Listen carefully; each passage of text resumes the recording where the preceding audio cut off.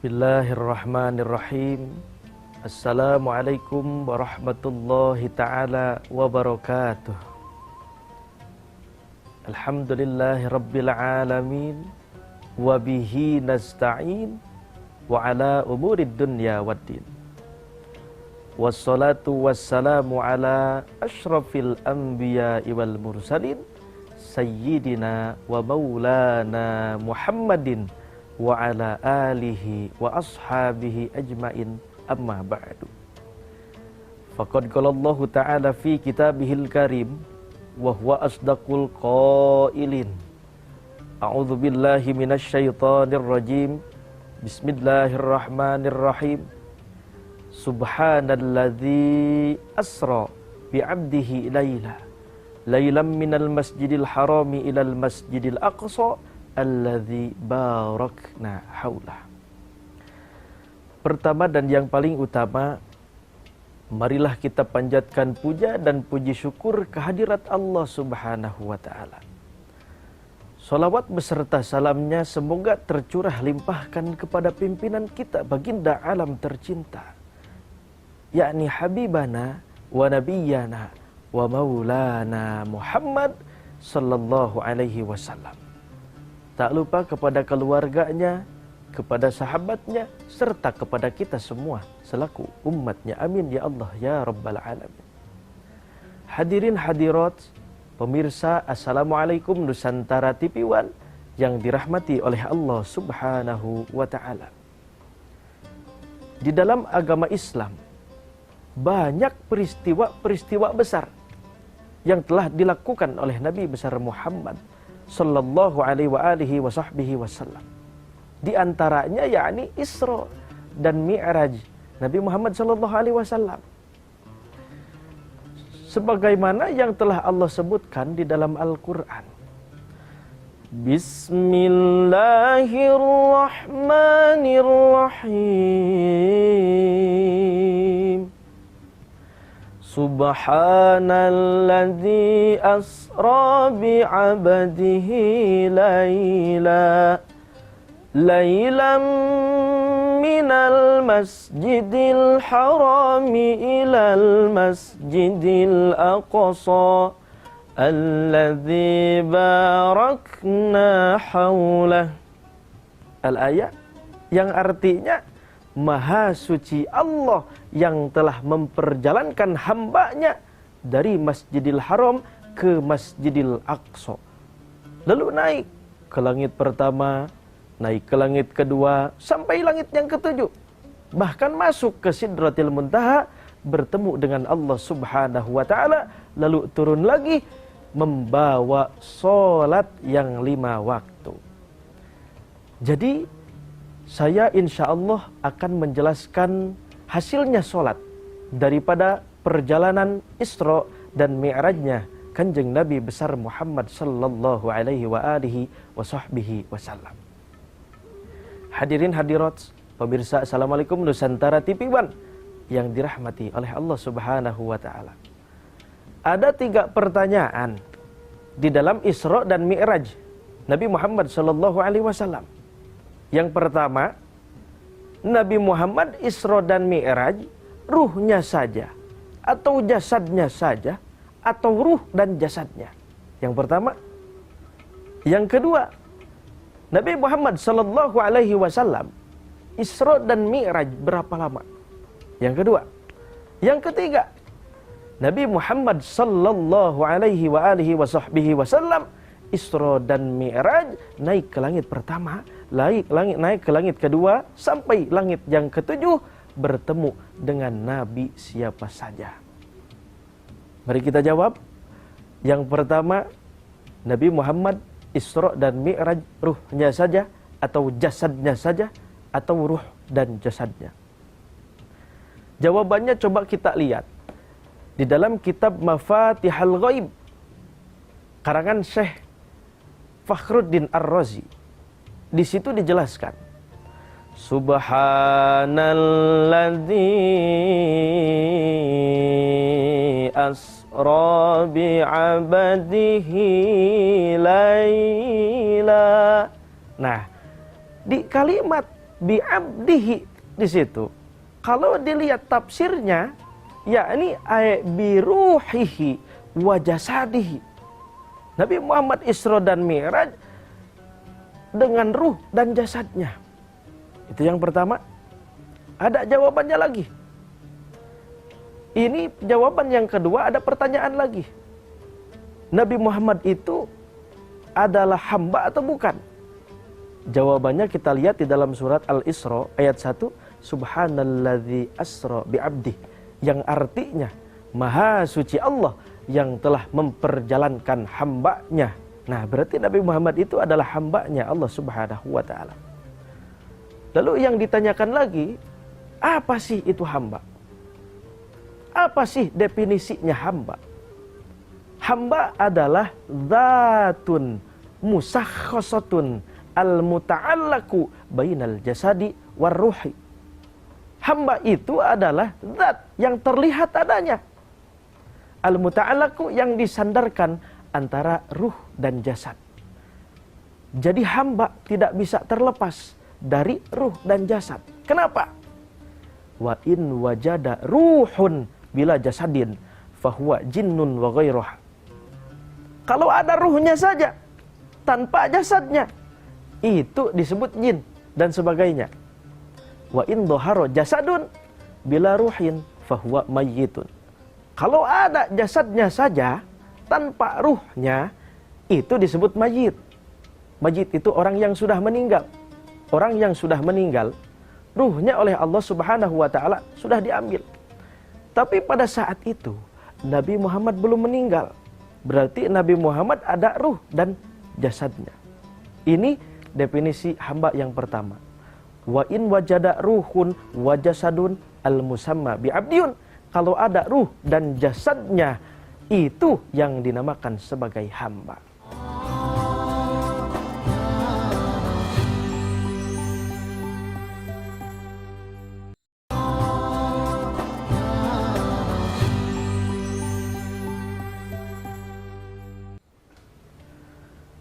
Nah, ini jawaban hamba yang kedua. Hamba diciptakan oleh Allah untuk apa sih? Wa khalaqallahu lahu li khidmatillahi ta'ala al-musamma bi'abdiyun insyaallah. Wa khalaqallahu lahu, telah menciptakan Allah kepada hambanya untuk apa? Li khidmatillahi ta'ala. Apa itu khidmah? Khidmah itu adalah amalun bila gharadid dunya walakin gharadil akhirah. Beramal tanpa ingin dilihat oleh orang lain, tanpa ingin dunia, tapi beramal karena hanya Allah Subhanahu wa ta'ala. Susah ternyata jadi hamba. Nabi Muhammad sudah diakui oleh Allah sebagai hambanya, tapi kita jauh. Kita masih ngaku-ngaku sebagai hambanya Allah Subhanahu wa ta'ala. Karena jadi hamba itu berat. Kita sodako masih pengen dilihat oleh orang lain. Kita sholat masih pengen dilihat oleh pacar, masih pengen dilihat oleh orang tua, masih pengen dilihat oleh jamaah-jamaah. Susah ternyata. Tapi mudah-mudahan kita semuanya diakui sebagai hambanya Allah Subhanahu wa ta'ala. Amin ya Allah ya Rabbal Alamin. Pertanyaan kedua, di dalam Isra dan Mi'rajnya Kanjeng Nabi besar Muhammad sallallahu alaihi wasallam, berapa lamakah Nabi Muhammad Isra dan Mi'raj? Oke, kita balik lagi ke dalam surat Al-Isra. Kata Allah Subhanahu wa ta'ala, Bismillahirrahmanirrahim. Subhanalladzi asra bi'abdihi laylam minal masjidil harami ilal masjidil aqsa. Nah, kita lihat di dalam lafadz laila tersebut terdapat tanwin. Nah, ini tanwinnya, kalau kata santri, kata ulama, tanwinnya ini adalah tanwin nakiroh. Kenapa pakai tanwin nakiroh? Kita lihat di dalam kitab Tafsir Jalalain, karangan Syekh Jalaluddin Asy-Suyuti dan Syekh Jalaluddin Al-Mahalli. Di dalam tafsirnya dijelaskan wa faidatu dzikrihi bitankirihi ila taklili muddati. Kenapa memakai tanwin nakiroh? Karena di situ menyebutkan dengan menyedikitkan waktu Nabi Muhammad SAW dalam perjalanan Isra dan Mi'raj. Jadi memakai tanwin nakiroh itu menyedikitkan waktu. Jadi Nabi Muhammad Isra dan Mi'raj gak setengah hari, gak satu hari, gak setengah malam, gak satu malam, tapi cuman sebentar. Bahkan kalau kita lihat di dalam kitab Dardir atau kitab Qissatul Mi'raj, ketika Nabi Muhammad berangkat Isra dan Mi'raj, berangkat dari tempat tidurnya di Masjidil Haram ilal Masjidil Aqsa, ke Masjidil Aqsa, lalu naik ke langit pertama sampai langit ketujuh, lalu masuk ke Sidratil Muntaha, balik lagi ke Masjidil Haram, diam lagi di tempat tidurnya. Masya Allah, subhanallah, ini tempat tidurnya masih hangat. Berarti ini bukti bahwa Nabi Muhammad Isra dan Mi'raj waktunya cuma sebentar saja. Kalau kita mengedipkan mata kita saja, Nabi Muhammad sudah berangkat dan pergi dari Isra dan Mi'rajnya Kanjeng Nabi besar Muhammad sallallahu alaihi wasallam. Dan kalau kita dengar, kalau kita lihat kata NASA, Badan Antariksa Amerika, sekarang galaksi yang paling jauh yang ditemukan oleh manusia, yakni berjarak 7.000 tahun atau 8.000 tahun dengan kecepatan cahaya. Itu pun belum sampai langit yang pertama. Tapi hebatnya Nabi Muhammad SAW Isra dan Mi'raj melewati 7 langit dengan begitu cepatnya. Tapi kata NASA, 8.000 tahun dengan kecepatan cahaya pun gak akan sampai. Itu pun masih belum langit yang pertama. Oh, berarti Ustadz, kan Nabi Muhammad berangkat pakai buruk tuh, ditemani sama malaikat Jibril. Kan buruk itu dengan kecepatan cahaya, berarti gak akan sampai dong sampai kapanpun juga. Iya betul. Karena kenapa? Karena buruk gak membantu Nabi Muhammad. Buruk cuman hanya variasi saja, cuman hanya teman aja. Saya kasih contoh. Kalau kita punya mobil atau kendaraan yang lain, pada saat maju di tanjakan gak naik, coba kira-kira variasinya bisa menolong mobil yang gak naik gak? Gak bisa. Karena itu cuman teman saja, cuman variasi saja, gak akan bisa nolong. Saya kasih contoh lagi. Kalau misalkan ada semut, ini semut mau pergi dari Bandung ke Jakarta, kira-kira sampai gak 1 hari lah? Gak akan sampai, bahkan berbulan-bulan, bertahun-tahun gak akan sampai. Tapi kalau ada semut lalu diambil oleh orang, dan orangnya mau pergi dari Bandung ke Jakarta, insya Allah tuh semut bakalan sampai 4 jam sampai 5 jam. Karena ada apa? Karena ada pertolongan dari tangan manusia. Dan Nabi Muhammad pun seperti itu, gak akan sampai ke langit ke-7 kalau gak ada pertolongan dari Allah Subhanahu wa ta'ala. Jadi jawaban yang kedua, Nabi Muhammad SAW Isra dan Mi'raj hanya sebentar saja. Lalu kita beranjak ke pertanyaan yang ketiga. Yang ketiga, Nabi besar Muhammad sallallahu alaihi wasallam Isra dan Mi'raj naik ke langit pertama, ke langit kedua, sampai langit yang ke-7 bertemu dengan Nabi siapa saja. Nabi Muhammad naik ke langit pertama bertemu dengan Nabi Adam. Yang dimana ini Nabi Adam luar biasa tinggi banget ini Nabi Adam. Umurnya pun panjang. Bahkan kata ulama, umur Nabi Adam itu sampai kepada 960 tahun. Bahkan kata kaul yang lain, Nabi Adam itu umurnya bisa sampai 1000 tahun. Dan tingginya ini sangat luar biasa tinggi. Nabi Adam tingginya 60 diro. Satu diro'nya 1 hasta. 1 hastanya 1 siku orang dewasa. Kalau dihitungkan sentimeter, kurang lebih 50 cm. Jadi kurang lebih tingginya Nabi Adam adalah 30 meter. Ini luar biasa. Itu masih langit yang pertama. Langsung Nabi Muhammad naik lagi ke langit yang kedua, bertemu dengan Nabi Isa dan Nabi Yahya. Naik lagi ke langit ketiga, Nabi Muhammad bertemu dengan Nabi Yusuf, yang katanya ini Nabi Yusuf adalah Nabi tertampan di dunia. Apakah betul? Salah. Karena Nabi tertampan di dunia, yakni adalah Nabi kita, Nabi Muhammad sallallahu alaihi wasallam. Memang benar di dalam Al-Quran diceritakan ketika ada perempuan yang sedang memotong-motong sayuran. Karena saking tampannya melihat ketampanan Nabi Yusuf alaihissalam. Ini jari-jari gak kerasa kepotong karena melihat ketampanan Nabi Yusuf alaihissalam. Saking tampannya. Tapi kalau Nabi kita, Nabi Muhammad sallallahu alaihi wa alihi wa sahbihi wasallam, Allah dohirkan ketampanannya, maka kalau kita mau memotong jantung kita, mau memotong paru-paru kita, lambung kita, gak akan kerasa. Saking apa? Saking indahnya, saking tampannya Nabi besar Muhammad sallallahu alaihi wa alihi wa sahbihi wasallam.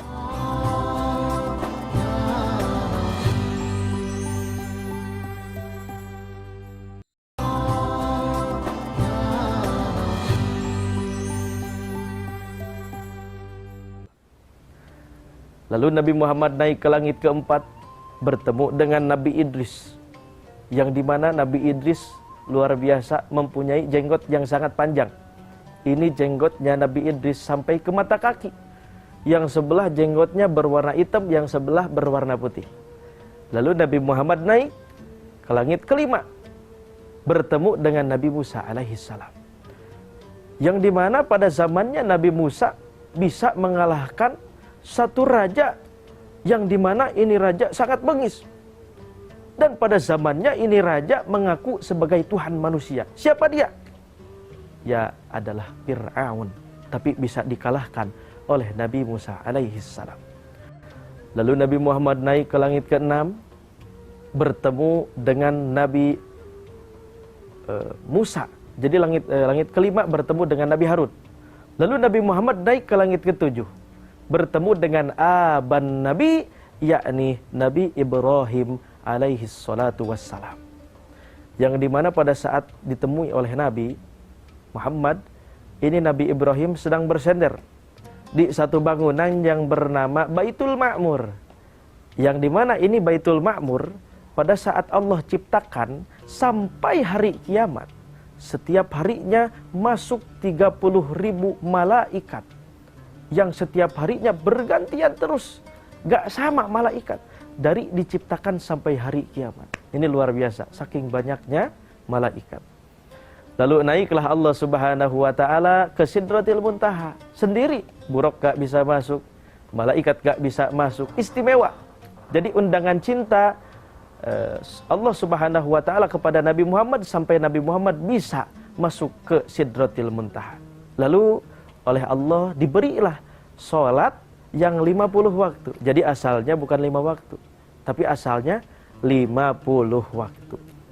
Yang dimana ketika Nabi Muhammad diberi sholat yang 50 waktu, pulanglah Nabi Muhammad. Tapi pas pulang bertemu dengan Nabi Musa. Kata Nabi Musa, "Ya Rasulullah, apa yang telah Rabbmu berikan kepadamu?" Kata Nabi kita, "Saya telah diberi sholat yang 50 rakaat." Nabi Musa kaget. "Hah, 50 rakaat? Gak akan kuat. Umatku aja yang gede-gede badannya, yang besar-besar gak akan kuat. Apalagi umatmu ya Rasulullah yang kecil-kecil badannya." Nabi Muhammad takut umatnya gak bisa menjalankan sholat, karena takut disisa oleh Allah subhanahu wa ta'ala. Lalu Nabi Muhammad balik lagi kepada Allah subhanahu wa ta'ala. Kata Nabi Muhammad, "Ya Allah, bolehkah dikurangin ini sholat? Saya takut umatku gak bisa menjalankan ini sholat. Takut umatku disiksa olehmu ya Allah." Maka oleh Allah dikurangi 5 waktu sholat saja. Berarti 45. Dan pada saat udah 45, balik lagi ke bawah. Balik lagi ketemu dengan Nabi Musa. Kata Nabi Musa, udah dikurangin. Udah, berapa tuh? 45. Ya 45 gak akan kuat. Umatku aja yang gede-gede gak kuat, apalagi umatmu ya Rasulullah yang kecil-kecil. Lalu Nabi Muhammad bingung dan balik lagi kepada Allah Subhanahu wa ta'ala.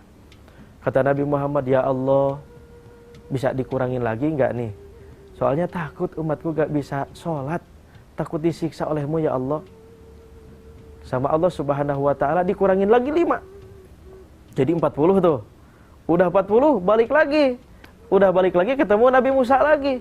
Lalu kata Nabi Musa ditanya, udah berapa sekarang? 40. Ya balik lagi aja, balik lagi. Langsung Nabi Muhammad balik lagi. Sampailah terus menerus dikurangin 5 dari 50. 5. Sampailah kepada yang 5.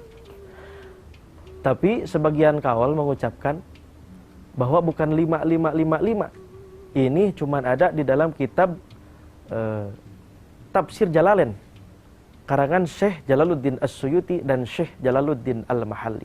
Jadi di kitab lain diterangkan bahwa dikuranginya bukan 5 tapi 20. Yang pertama dikurangin 20, yang kedua dikurangin 20, yang ketiga dikurangin 5. Jadi sisanya 5. Bahkan ada lagi. Kata kawan lain dikuranginya bukan 5 tapi 10. Dikurangin 10 lagi, dikurangin 10 lagi, dikurangin 10 lagi. Yang terakhir dikurangin 5, jadi 5.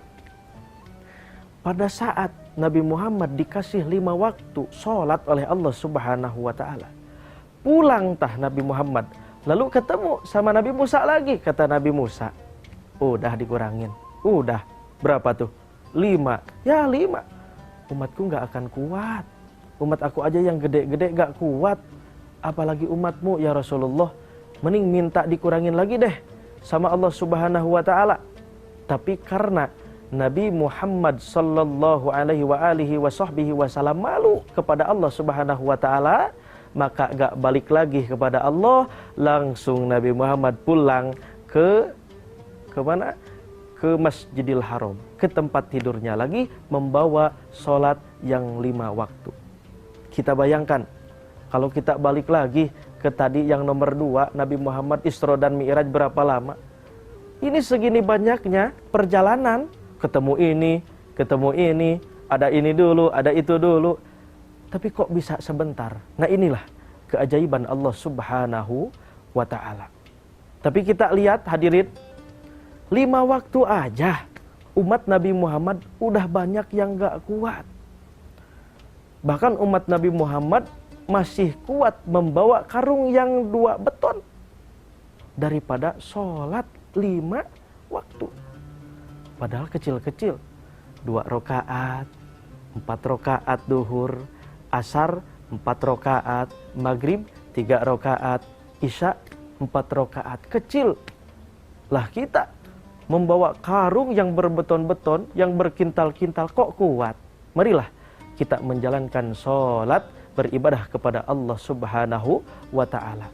Jangan dulu menunggu kefakiran, jangan dulu menunggu keapesan, jangan dulu menunggu habisnya harta kita, baru kita mau menjalankan sholat kepada Allah Subhanahu wa ta'ala. Karena kenapa? Kata Nabi Muhammad sallallahu alaihi wa alihi wa sahbihi wasallam, as-salatu imaduddin, faman aqamaha faqad aqamaddin, faman tarakaha faqad haddamaddin. Yang artinya apa?